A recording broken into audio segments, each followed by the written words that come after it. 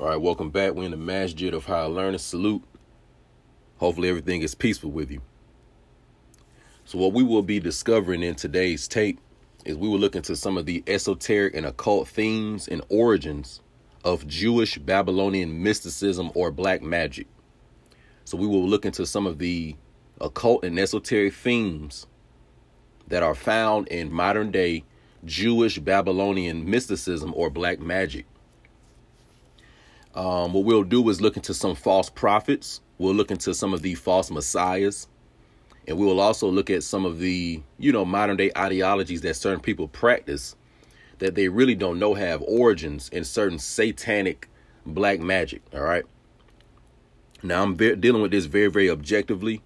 I don't, beat up anybody based on what their spiritual or religious practices are, whether they may be, quote unquote, pagan, monotheistic, pantheistic, polytheism, to each his own. I leave that to the individual.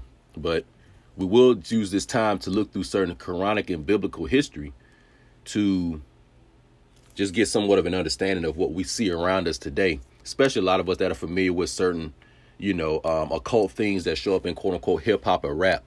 You see the artists dressing certain ways, throwing up certain hand gestures. Where are they learning this from? And a lot of us are also familiar with a lot of the financiers, a lot of the CEOs, and a lot of the investors in, quote unquote, black entertainment are people who come from a, quote unquote, Jewish background. So we're going to look into the marriage of, Jewish Hollywood and so-called black entertainment, because a lot of this goes back to the ancient world, to the Moorish rabbis of Babylon. OK. So before we move forward, this is very, very important to help understand more about the Dajjalic system. OK. For all the people out there that may have heard the album, if you haven't, go over and check it out. The Emperor's Revival. There is a song that we made called David versus Dajjal. And I wanted to make that song so we could, use that as a case study to look deeper into this Antichrist system and a lot of the, apocalyptic events that are taking place all around you. And a lot of us think that the apocalypse is going to be this, it's going to be understood that it's going on. You're going to see a lot of things blowing up. The sky is red and all this different stuff. But a lot of it has been a little more subtle. This COVID-19, believe it or not, has a little part in it. But anyway, getting back to, the subject at hand, we're going to deal with the history of modern black magic, which in the Western world or the Western societies, the Western civilization, most of the esoteric and occult systems are branched off of Jewish mysticism. Let me repeat that. Most of the different schools of thought in the West have a branch off of Jewish mysticism. All right. So first, what I want to do is we're going to go on this website called Britannica.com, and we're going to get a little brief history of the Temple of Jerusalem, because the Temple of Jerusalem was destroyed by the Babylonians. And after it was destroyed, Nebuchadnezzar forced the Shemitic Israelite people to live in Babylonian kingdoms where Babylonian customs were being practiced. And this forced a lot of, hardship upon the Israelite people, because they had their own way of eating. But the Babylonians' way of eating was different. The Israelites had their own way of worship, and the Babylonians had their own way of worship. And a lot of the times there was a conflict because the Babylonians tended to practice more, I guess you can say, quote unquote, paganism, whereas the Israelites practiced, quote unquote, monotheism. So there was a conflict between the two. And a lot of people had to, they gave up their Shemitic Israelite culture while in Babylon.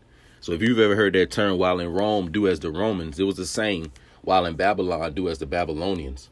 So a lot of the ways of, not eating pork, not working on the Sabbath and things of that nature, some of the Israelites started to break those customs and laws and statutes while in Babylonian captivity for a variety of reasons. So just to get a brief history of it, let's read about this Temple of Jerusalem and some of the background history, so you'll understand what was going on before they were forced into Babylonian captivity. So it says, in the early years of the Israelite kingdom, the Ark of the Covenant was periodically moved about among several sanctuaries, especially those of Shechem and Shiloh. After King David's capture of Jerusalem, however, the Ark was moved to that city. This action joined Israel's major religious object with the monarchy and the city itself into a central symbol of union of the Israelite tribes.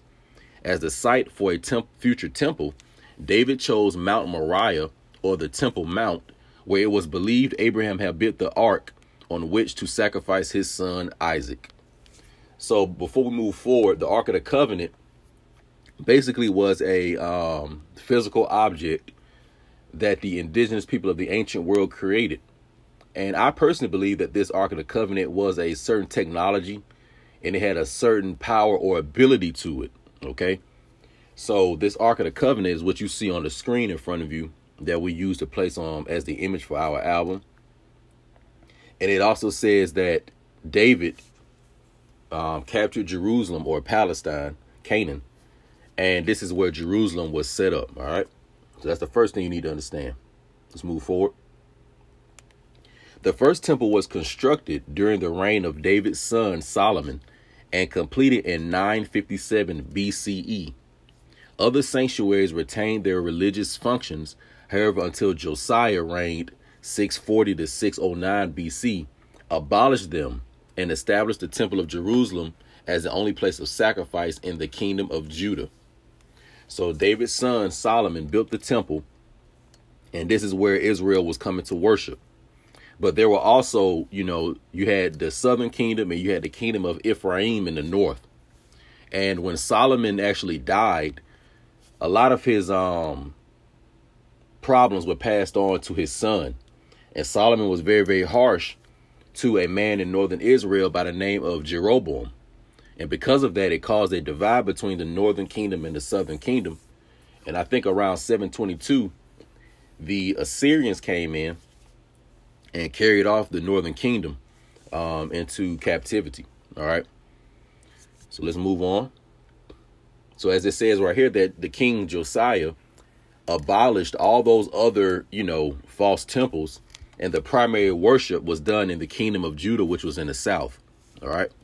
So keep in mind that the prominent, educated, more elitist, more understanding Israelites were actually worshiping in the kingdom of Judah, and they saw themselves to be a little more learned. So think about how you have, so-called country black people, and then you got the so-called black people who go to the city and get educated and get good jobs, and they feel like they're a little more progressive. That's kind of how it was between the northern and the southern kingdom. The people in the south saw themselves to be a little more in the original form than the people in the north. The first temple was built as an abode for the ark and as a place for assembly for the tired people. The building itself, therefore, was not large, but the courtyard was extensive. The temple building faced eastward. It was oblong and consisted of 3 rooms of equal width. All right, let's move forward. It's just talking about when the temple was created and where the ark was rested. Because remember, the presence of the Lord dwelt within the ark, which I think is actually some type of a spiritual presence or spiritual energy. Moving forward. So then it says that the first temple contained 5 altars. A huge bronze bowl in the courtyard was used for the priest's ablutions. Within the Holy of Holies, 2 cherubim of olive wood stood with the ark. So these 2 angels you see on top of it are the cherubim.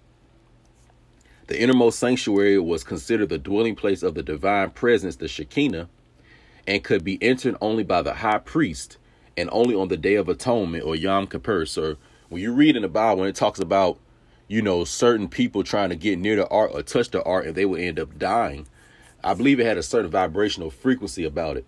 And only certain men who understood that technology would get close to that. And of course, the Moorish rabbis were the ones who had created it, so they knew a little more about it. Now, here's what we want to zoom in.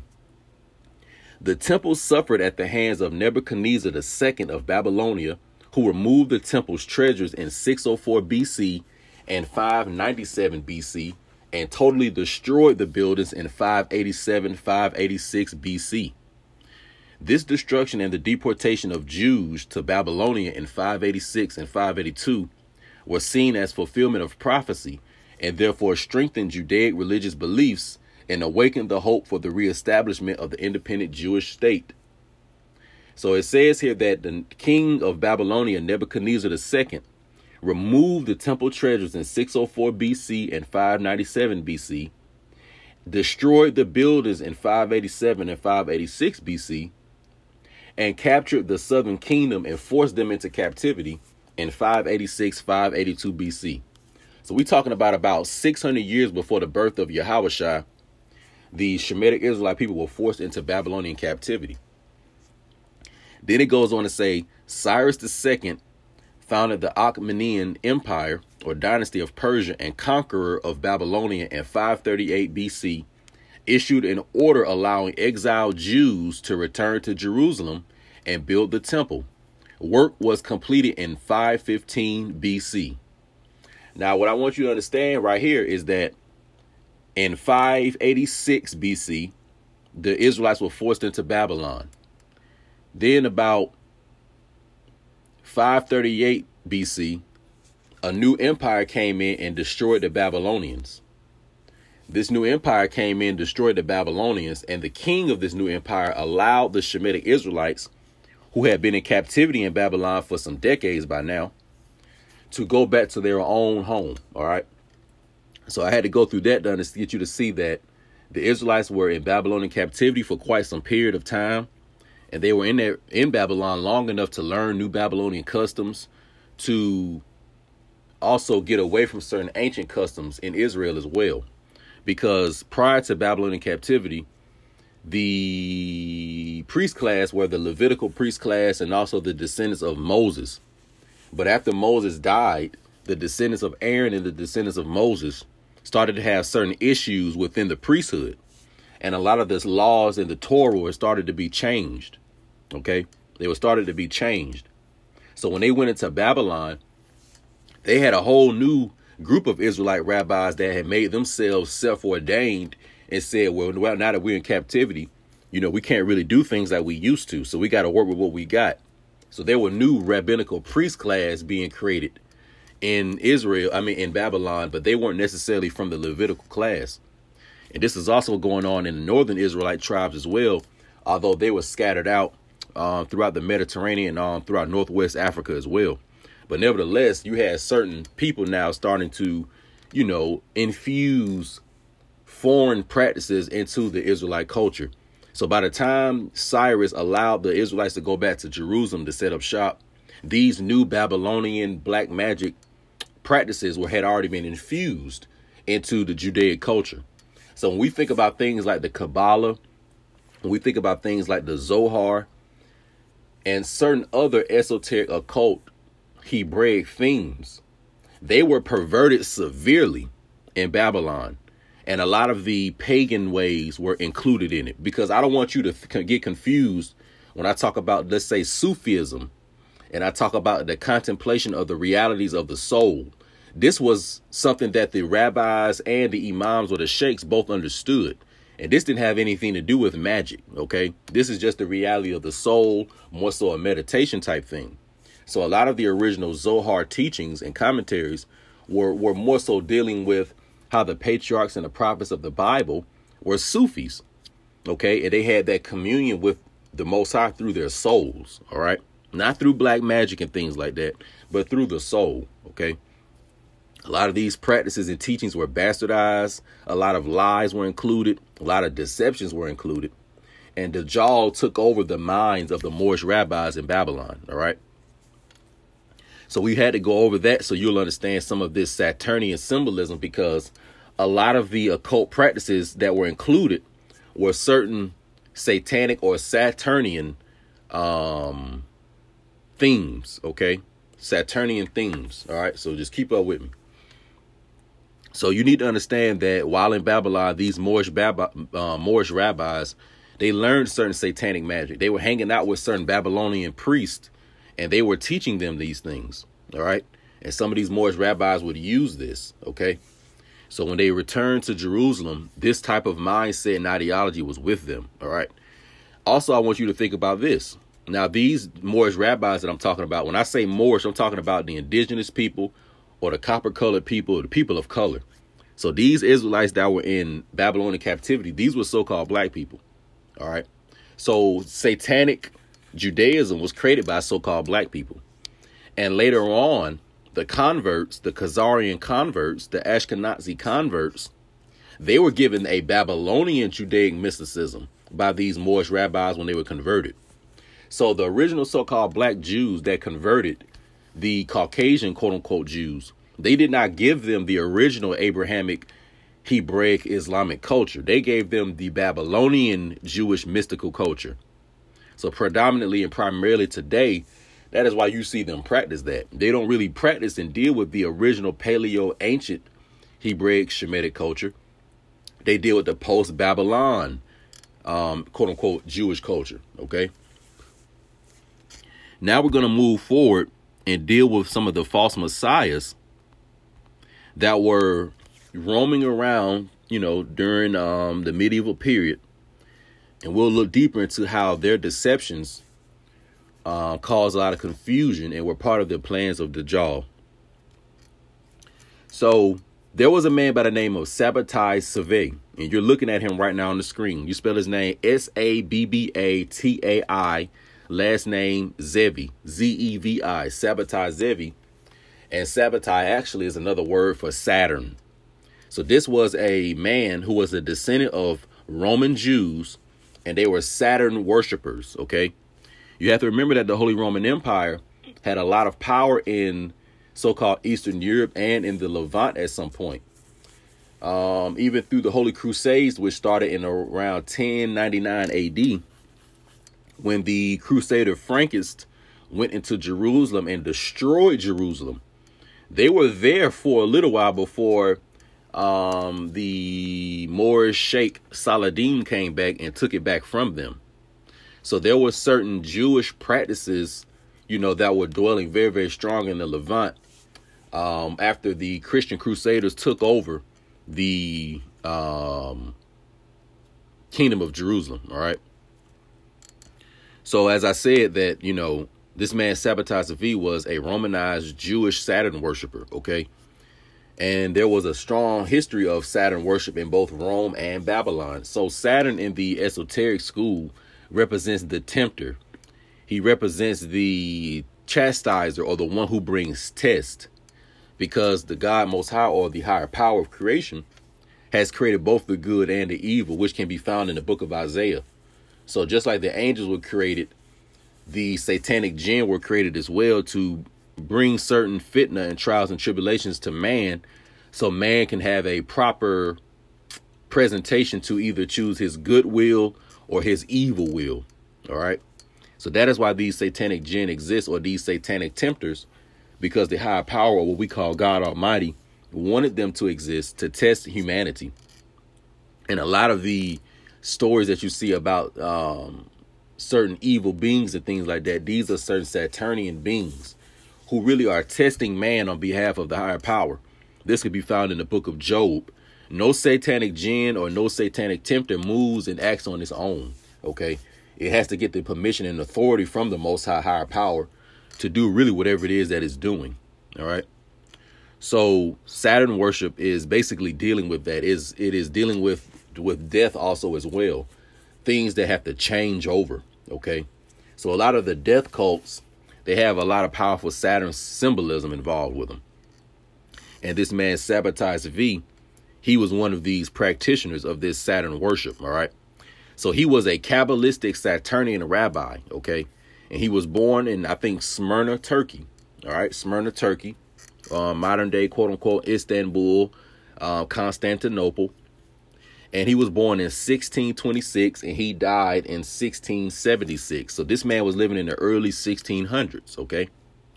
And he was primarily interested in Jewish mysticism and the Kabbalah. So he wasn't like the traditional Moorish rabbis who, were into more so Torah commentary, the Sufic aspect of it. He was more into these Kabbalistic mystical teachings and things of that nature. And that's what his movement was all about. And this man actually proclaimed himself to be the Mashiach, or he proclaimed himself to be Yahushua or Yahawashai. Because remember now, the Shemitic Israelite people were still waiting for the return of the Messiah.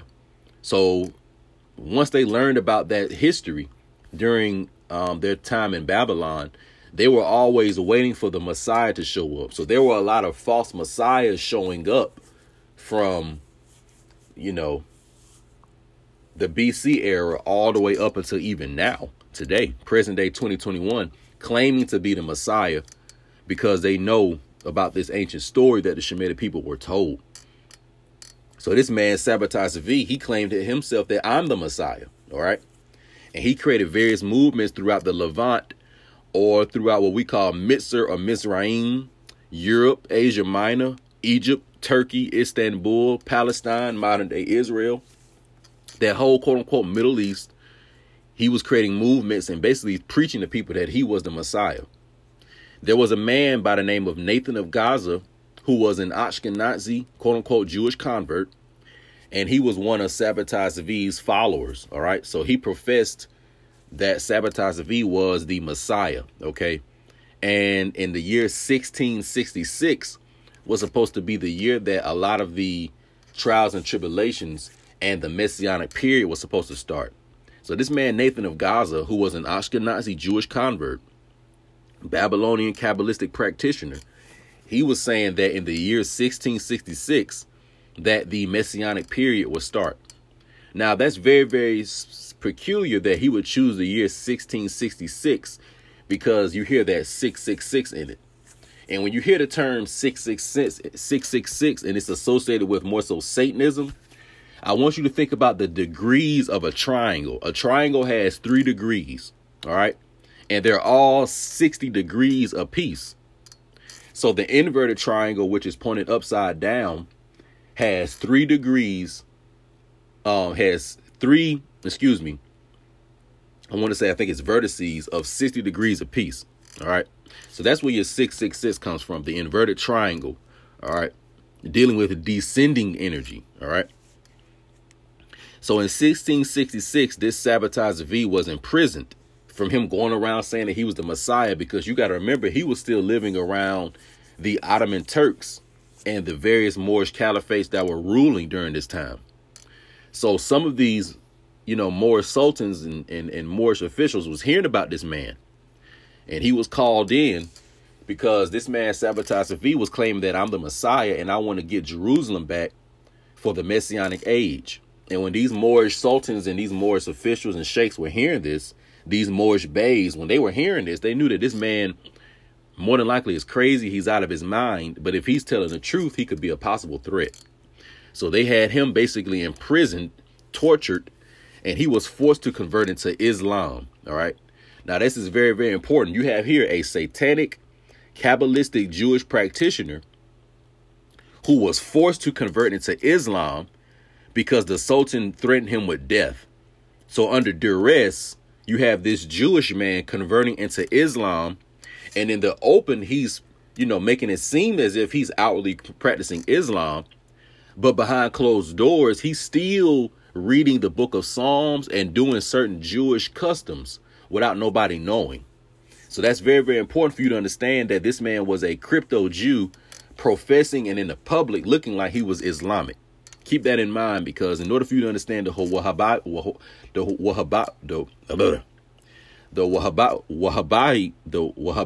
movement, that's going on in Saudi Arabia today, because some of you all may have heard that those people are quote unquote Jewish, but they are practicing Islam in the public. Whether that's true or not, I don't necessarily know. But as far as that ethnic bloodline, we know for a fact that these quote unquote Arabs of Saudi Arabia have a link with the Ashkenazim of quote unquote modern day Israel. So there's a link between the two. And as you're going to see, it's Freemasonry in a little while. So moving forward. So as I said, at this time, the Islamic Empire was ruling and controlling Jerusalem. And this Kabbalistic Jewish rabbi who claimed to be the Mashiach, he folded under the pressure of the Ottoman Empire, converted into Islam, and a lot of his followers did the same thing. So not only did Sabbatai Zevi convert into Islam to save his life, but some of his followers did as well. So you had these Jewish Kabbalistic practitioners converting into Islam, but behind closed doors, they still are practicing Jewish Kabbalah. All right. So remember, when I say Kabbalah or the Zohar, I'm talking about certain rabbinical commentary on the Torah. So remember, the primary book is the Torah or the scriptures, but you have these rabbis and priests that give their commentary and help the people understand the interpretation of what's in the Torah. All right. So moving forward, this man, Sabbatai Zevi, was also known as being a manic depressive, bipolar, schizophrenic. And he had certain problems throughout his youth and certain traumas.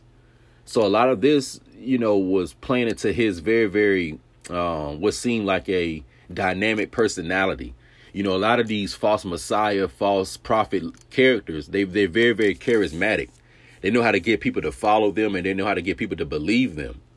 So this man, Sabbatai Zevi, or Saturn Zevi, he was one of these people. He was one of these people. Any kind of messiah or prophetic figure, he has to be charismatic. The Most High is going to give him a charismatic personality to attract the people. So those same attributes also will be applied to a false prophet or a false messiah.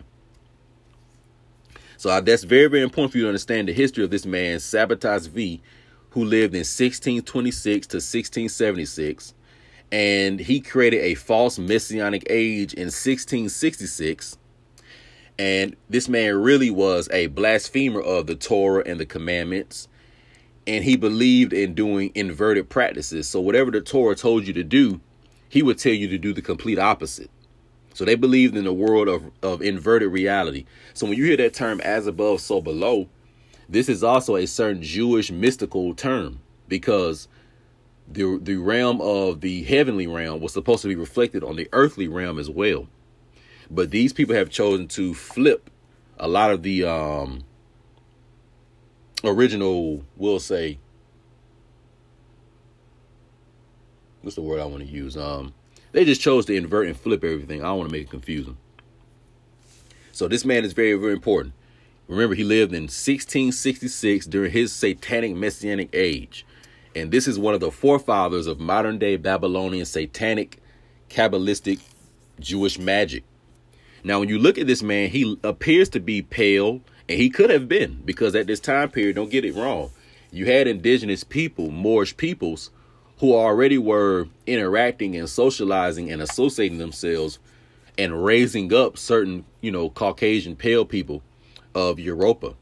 So a lot of them were brought in, and they had a lot of Moorish teachers, and they were learning Christianity, Islam, and Judaism from these Moorish, teachers. So this man right here more than likely could have been taught by some of these Moorish rabbis who were practicing Satanism behind closed doors. That could have been where he got his thought process and his theology from. Let's go into another one right here. Now, right here, we're looking at a man by the name of Jacob Frank. He's the next person we're going to talk about. Another one of these false messianic figures, and his name is Jacob Frank. Now, as you can see on this picture in front of you, he looks very, very melanated. And most of the pictures I could find of this man, he was always wearing a fez. So I found this picture of him, and I found this picture of him as well. Now, you tell me, does Jacob Frank look like a so-called pale Caucasian man, or does he look like a man of color or an indigenous man? You see him right here. You see him with his fez on.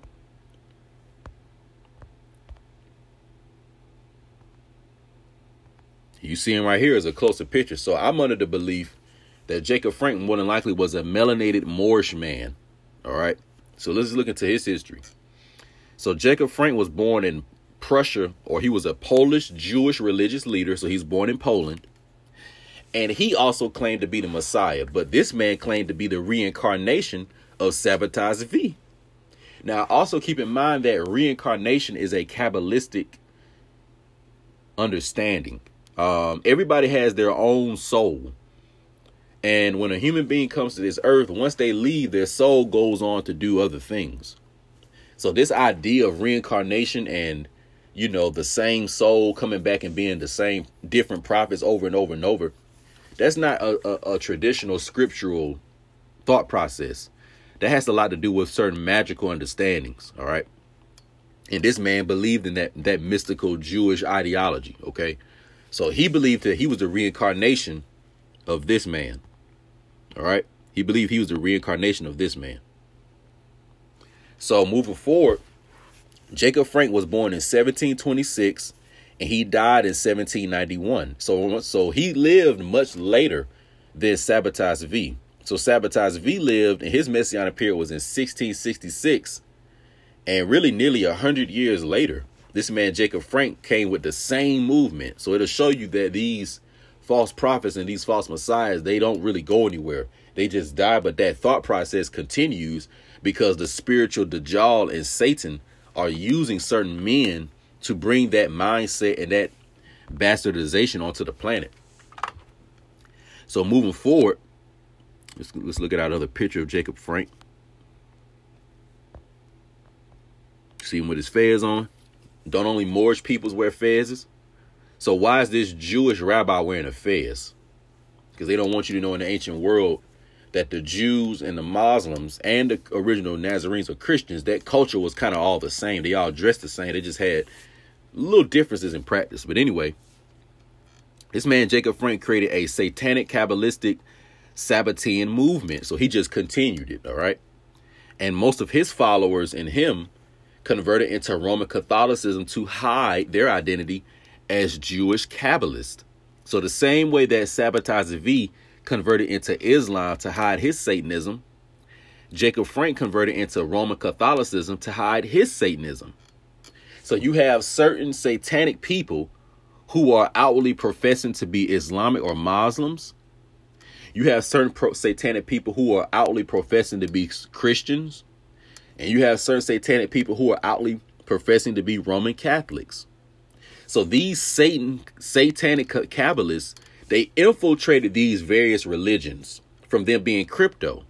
So they were really crypto Kabbalists, crypto Luciferians, crypto Satanists, but they infiltrated these various religions, and eventually they infiltrated what's known as Freemasonry. All right. Give me a few seconds. Hold on.